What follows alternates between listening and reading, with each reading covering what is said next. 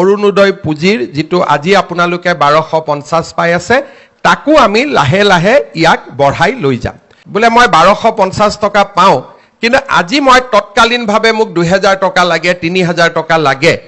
তেতিয়াহলে আপোনালোকক আমি এটা ভৱিষ্যতৰ দিনত সুবিধা কৰি দিম যে আপোনালোকে সুদত কাৰো পৰা টকাটো লব নালাগে অৰুণোদয়ৰ প্ৰায় আপোনালোকে 2000 টকা আগতীয়াকৈ লব পাৰিব পিছত আমি 200 টকা কৰি আপোনালোকৰ পৰা অৰুণোদয়টো কাটি কাটি আমি গৈ থাকিম নহলে পূজাৰ আগতে বা লৰা ছোৱালী এডমিশনৰ সময়ত আপোনালোকক কেতিয়াবা 5000 টকা দৰকাৰী হয় এতিয়া আপোনালোকে 5000 টকাটো বিচাৰি পেলাই কাক যাব লাগে কোনোবা গাঁৱৰ মানুহৰ তাত গৈ 5000 টকাটো সুদত লব লাগে কিন্তু আপোনালোকৰ অৰুণোদয়ত ইতিমধ্যে মাৰ্চলৈকে পাবলগীয়া টকা 7000 আছে বা 4000 টকা আছে আপোনালোকে যিমান টকা বছৰটোত পাবলগীয়া আছে হিমানখিনি টকা আপোনালোকে আমাৰ পৰা আগতীয়াকৈ খুজি লব পাৰিব আমি আপোনালোকৰ টকাটো মাহত কাটি কাটি গৈ থাকিম তেতিয়া কি হ'ব বিনা সুদত আপোনালোকে এডভান্স লব পাৰিব যে যেতিয়া আমি প্ৰথম অৰুণোদয় ফৰ্ম ফিল আপ কৰিছিলো নামটো আমাৰ থাকিলে বেংক একাউণ্টটো ফিল আপ কৰা মানুহজনে হয়তো নিজৰ বেংক একাউণ্টটো দি দিলে তেতিয়া আমি মাহত টকা দি আছো কিন্তু কোৰ্টাত পাই আছে যে যিটো একাউণ্টৰ নম্বৰ দিছিলে তাত পাই আছে লাহে লাহে আমি বেংক আৰু একাউণ্টৰ নাম আৰু মহিলা গৰাকীৰ নাম একে আছে নে নাই তাক পৰীক্ষা কৰা আৰম্ভ কৰিলো বহুবিলাক আমাৰ খেলিমেলি দূৰ হ'ল এইবাৰ আমি আধাৰৰ লগত ইয়াক যেতিয়া সংলগ্ন কৰিলো ভৱিষ্যতে আমাৰ বেংক একাউণ্টটো হ'ল নামো একে হ'ল আধাৰ তাৰ লগত থাকিলে এতিয়াৰ পৰা অৰুণোদয় নামত কোনেও খেলিমেলি কৰিব নোৱাৰিব আৰু যাৰ বাবে এই ধন প্ৰদান কৰা হৈছে তেওঁলোকৰ বেংক একাউণ্টতে এই পুঁজি পাবগৈ এইবাৰ যেহেতু আধাৰৰ লগত আমি বেংক একাউণ্ট সংলগ্ন কৰিছো কিছু মহিলাৰ আধাৰ সংলগ্নকৰণৰ প্ৰক্ৰিয়া এতিয়াও শেষ হোৱা নাই সেই কাৰণে আমি অৰুণোদয় হয়তো আজি আমি দিলে 15-20 হাজাৰ মহিলাৰ বেংক একাউণ্টত নাযাব পাৰে কিন্তু আধাৰৰ সংলগ্ন কৰাৰ প্ৰক্ৰিয়া চলি আছে আৰু আপোনালোকৰ এই প্ৰক্ৰিয়াত যাতে সহায় হয় তাৰ কাৰণে এইবাৰ আমি এজন অৰুণোদয় সাৰথী প্ৰত্যেক সমষ্টিতে নিযুক্তি কৰি দিম যেতিয়াই আপোনালোকে অৰুণোদয় কোনোবা মাহত কিবা কাৰণে নাপাব আপোনালোকে সেই অৰুণোদয় সাৰথী গৰাকীক সাক্ষাৎ কৰিব পাৰিব তেওঁৰ নাম মোবাইল নম্বৰ আমি গোটেইখিনি প্ৰচাৰ কৰি দিম আৰু তেওঁলোক আমাৰ সমষ্টিৰ ব্যক্তি হ'ব আপোনালোকে তেওঁলোকক গৈ সাক্ষাৎ কৰিব পাৰিব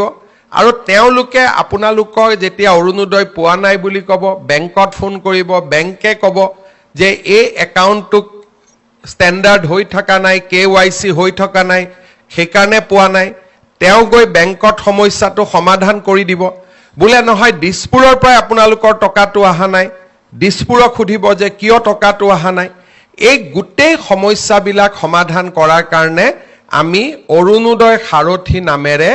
এগৰাকী ব্যক্তিক প্ৰতি সমষ্টিত নিযুক্তি দিম যাতে আপোনালোকৰ ইয়াত কোনো ধৰণৰ সমস্যা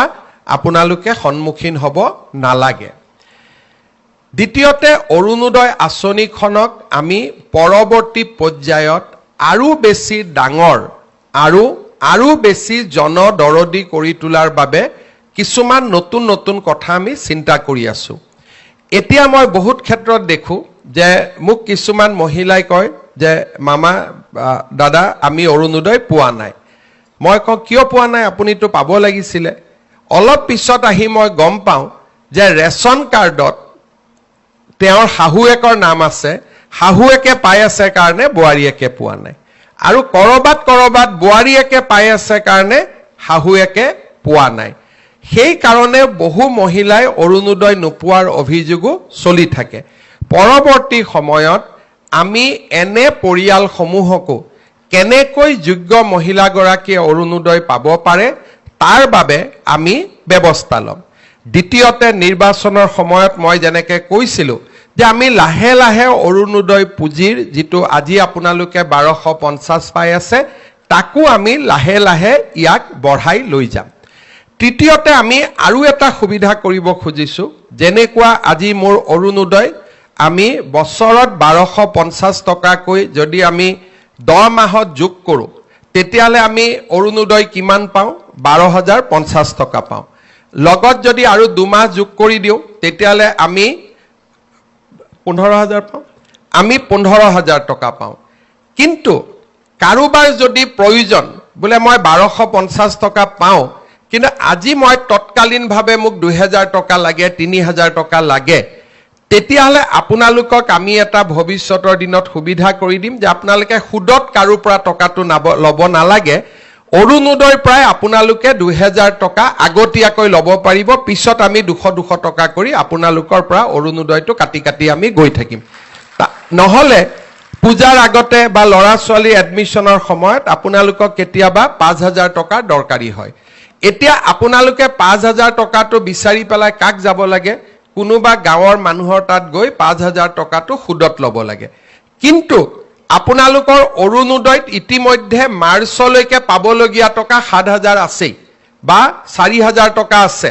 আপোনালোকে যিমান টকা বছৰটোত পাবলগীয়া আছে হিমানখিনি টকা আপোনালোকে আমাৰ পৰা আগতীয়াকৈ খুজি ল'ব পাৰিব আমি আপোনালোকৰ টকাটো মাহত কাটি কাটি গৈ থাকিম তেতিয়া কি হ'ব বিনা সুদত আপোনালোকে এডভান্স ল'ব পাৰিব তেতিয়া বোলে মই অক্টোবৰ নৱেম্বৰ মাহৰ অৰুণোদয়টো মোক আজিয়ে লাগে মোৰ ল'ৰা ছোৱালী কৰবাত এডমিশন দিব লাগে বা কিবা বেমাৰ হৈছে মোৰ ঘৰত বিপদ হৈছে আপোনালোকে অৰুণোদয়টো আমাৰ পৰা আগতে ল'লে আমি আপোনালোকক মাহত কাটি কাটি কাটি কাটি দি থাকিলো তাৰ মানে 15,000 টকাৰ 10,000 বা 8,000 টকা আপোনালোকে যাতে আমাৰ পৰা আগতীয়াকৈ ল'ব পাৰে তেনেকুৱাও এটা নতুন কাম এটা আমি আৰম্ভ কৰিম দ্বিতীয়তে আৰু এটা আমি কাম কৰিব পাৰো যে মোক আজি 10,000 টকা বেংকৰ পৰা লোন লাগে আপোনালোকে 10,000 টকা বেংকৰ পৰা লোন ল'লে আৰু আমি বেংকক কম লোনটো বাইদেউজনে নিজে ঘূৰাই নিদিয়ে অৰুণোদয়ৰ পৰা 500 টকা কাটি থাকক তাৰ মানে 10,000 টকা লোন পালে 500 টকা অৰুণোদয়ৰ পৰা কাটি থাকিলে আৰু আপোনালোকে 10,000 টকাটো নিজৰ যি কামত লাগে তাক আপোনালোকে ব্যৱহাৰো কৰিব পাৰিলে তাৰ মানে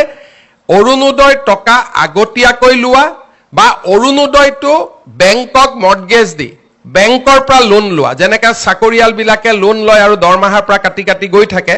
তেনেকে অৰুণোদয়টোকো আমি এটা পৰ্যায়লৈকে লৈ যাব খুজিছো যে অৰুণোদয় টকাটো বেংকে কাটি থাকিব অকনমান টকা ইনষ্টলমেন্টত আৰু আপোনালোকে তাক এটা লোন ল'ব পাৰিলে বেংকৰ পৰা তেনেকে লোন লোৱা আৰু এডভান্স লোৱা এই দুইটা আঁচনিও আমি অৰুণোদয়ত সন্নিবিষ্ট কৰিম লাহেকৈ তৃতীয়তে অৰুণোদয়ৰ হিতাধিকাৰী সংখ্যা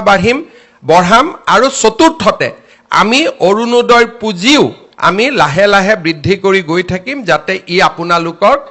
সহায় কৰিব পাৰে ই আপোনালোকক বিপদৰ সময়ত সহায় কৰিব পাৰে আজি আমাৰ সমাজত মই বহুত মানুহক দেখো যে মানুহৰ যেতিয়া কিবা কাৰণত বেলেগ কিবা ঘটনা ঘটি থাকে মানুহে খালি অৰুণোদয়ক গালি দিয়ে চৰকাৰে ইমান এইটো কৰিব পৰা নাই অৰুণোদয়ত কিন্তু টকা দি আছে এইটো কথা মানুহে বুজি নাপায় যে অৰুণোদয় টকাটো হিমন্ত বিশ্ব শৰ্মাৰ ঘৰত নাহে অৰুণোদয় টকাটোৱে 37 লাখ মহিলাৰ মুখত হাঁহি বিৰিঙাই 37 লাখ মহিলাই এই অৰুণোদয় আঁচনিটোৰ বাবে প্ৰত্যেক মাহত অপেক্ষা কৰি থাকে যিসকলে অৰুণোদয় গালি পাৰি থাকে ইতিমধ্যে তেওঁলোকে প্ৰমাণ পাইছে যে অৰুণোদয় গালি পাৰিলে কিমান বিপদ হ'ব পাৰে এইবাৰ ইলেকশ্যনৰ ৰিজাল্টতে মাসকলে দেখুৱাই দিলে যে অৰুণোদয় গালি পৰা পাৰ্টিক কোনেও ভোট নিদিয়ে আৰু সেই কাৰণে অৰুণোদয় গালি গালাজ কৰিব নালাগে বৰঞ্চ চৰকাৰক ক'ব লাগে যে অৰুণোদয়টো বাঢ়িলে অলপ বঢ়াই দিয়ক বুলিহে ক'ব লাগে তেতিয়াহে আই মাতৃসকলে ভাল পাব তাকে নকৰি বহুত মানুহে খালি মুক্তো গালি পাৰিব নোৱাৰে তেতিয়া অৰুণোদয়টোক গালি পাৰি থাকে এই কথাটো মই মানুহক অনুৰোধ কৰিম যিসকলে অৰুণোদয়ক বেয়া পায় অৰুণোদয়ে কিমান মানুহৰ জীৱনলৈ পৰিৱৰ্তন আনিব পাৰে কিমান মহিলাই অৰুণোদয়টোৰ কাৰণে ঘৰত সন্মান পাইছে কিমান মহিলাই অৰুণোদয়ৰ কাৰণে ঘৰত সন্মানেৰে আজি ঘৰটোৰ বা ঘৰখনৰ সমৃদ্ধিৰ কাৰণে বা ঘৰখন আগুৱাই যাবৰ কাৰণে বৰঙণি যোগাব পাৰিছে তাক অৰুণোদয় মহিলাসকলৰ লগত কথা নাপাতালৈকে ইয়াক বুজি পাব পৰা নাযায় আজি আপোনালোকে চাওক যে আমাৰ অৰুণোদয়ৰ 37 লাখ মহিলা আছে সকলোৰে মনত ইচ্ছা আছে যে শিৱসাগৰ বানপানীৰ কাৰণে আমিও কিবা এটা কৰিব পাৰো নেকি, চৰাইদেউত গৈ আমিও কিবা এটা দিব পাৰো নেকি। আমাৰতো যাব পৰা আমাৰ সম্বল নাই। কিন্তু আজি আপোনালোকৰ পৰা মই এই 150 টকা নাকাটাকৈ মই শিৱসাগৰ চৰাইদেউত 2,500 টকা দিব পাৰিলোহেঁতেন। কিন্তু এই 150 টকা মই কিয় কাটিলো, আজিৰ পৰা আপোনালোকেও গৌৰৱেৰে সৈতে ক'ব পাৰিব যে শিৱসাগৰ চৰাইদেউৰ বানপানীৰ কাৰণে আমিও কিবা এটা অন্তত আগবঢ়ালো। আগতে মনত থাকে চবেই দি আছে আমিতো একোৱেই কৰিব পৰা নাই। আজি চৰকাৰ